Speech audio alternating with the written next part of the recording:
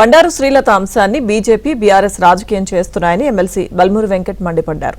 Party నేతలతో సమస్యలుంటే పెద్దల దృష్టికి తీసుకురావాలంటున్న బల్మూరు వెంకట్తో మా ప్రతినిధి సిద్ధార్థ్ ఫేస్ టు ఫేస్.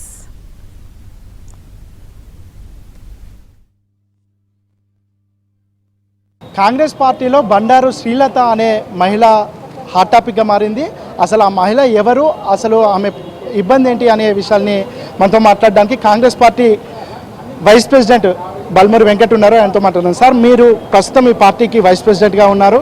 మీ పార్టీలో బండారు శ్రీలత అనే మహిళ వ్యవహారం ఒక హాట్ టాపిక్గా మారింది. అసలు ఎవరు ఆమె? కాంగ్రెస్ పార్టీలోనే ఉందా ఆమె? ఉన్న విషయంలో పార్టీ సభ్యురాలు, పార్టీలో నిజంగా తను ఉంటే పార్టీ కార్యకర్త అయితే పార్టీకి నష్టం చేకూర్చే విధంగా ఈ రకంగా వివరించడం అనేది సరైనది కాదు.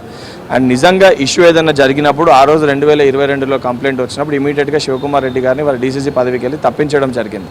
దాని తర్వాత 2025లో ప్రైవేట్ కంప్లైంట్ వేసి దీంట్లో మీనాక్షి నటరాజన్ గారిని ఇంక్లూడ్ చేసి, దీంట్లో పీసీసీ ప్రెసిడెంట్ గారిని ఇంక్లూడ్ చేసి ఈరోజు రాజ్యసభ నామినేషన్ విషయంలో ఈ విషయాల్ని బయటపెట్టి ఈరోజు సగటు ఒక మహిళకి, అంటే ఎటువంటి సంబంధం లేని ఒక మహిళకి తెలంగాణ రాష్ట్రానికి ఇన్ఛార్జ్గా వచ్చి ఇక్కడ పార్టీని బలోపేతం చేద్దామని వచ్చిన ఒక వ్యక్తికి ఈ రకంగా చేయడం అనేది సరైన విధానం కాదు.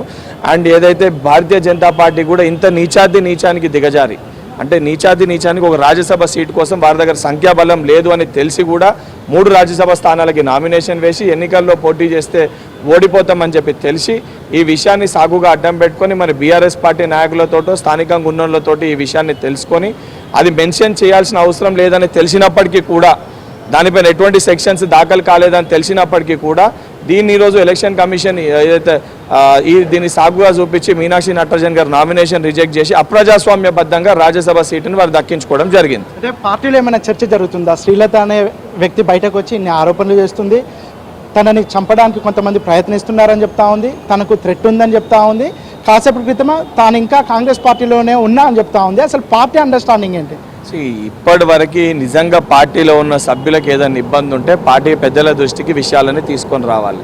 కానీ పార్టీలు ఉన్న సభ్యులపైన, సంబంధం లేని వ్యక్తులపైన, ఇన్వాల్వ్ లేని వ్యక్తులపైన, ఆ రోజు లేని వ్యక్తులపైన ఈ రకంగా ప్రైవేట్ కంప్లైంట్లు పెట్టి ఇండైరెక్ట్గా దాన్ని కాంగ్రెస్ పార్టీలో ఒక కాన్స్పిరసీ క్రియేట్ చేసి కాంగ్రెస్ పార్టీ మధ్యలో చిచ్చు పెట్టే ప్రయత్నం చేస్తే మన పార్టీలో ఉన్నామా లేదా అని వారు ఒకసారి పునరాలోచించుకోవాల్సిన అవసరం ఉంటుంది. కోర్టులో ఉన్న డాక్యుమెంట్ సమన్స్ సర్వే అయినప్పుడు కోర్టులో ఏదైతే నెంబర్ తోటి సర్వే అయిన డాక్యుమెంట్ ఈరోజు బయటకు వచ్చింది.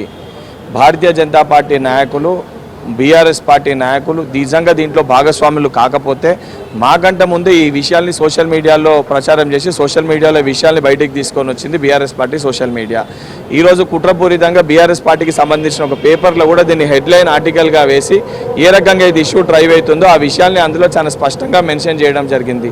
ఈరోజు తను మాట్లాడిన వీడియోలు కూడా తను ఏదైతే ఛానల్లో మాట్లాడిందో దాన్ని అత్యధిక సోషల్ మీడియాలో ప్రమోట్ చేస్తున్న బీఆర్ఎస్ పార్టీ సోషల్ మీడియా హ్యాండిల్సే దాన్ని ప్రమోట్ చేస్తున్నాయి. వాళ్ళే దీన్ని పోస్ట్ చేయడం కూడా జరిగింది.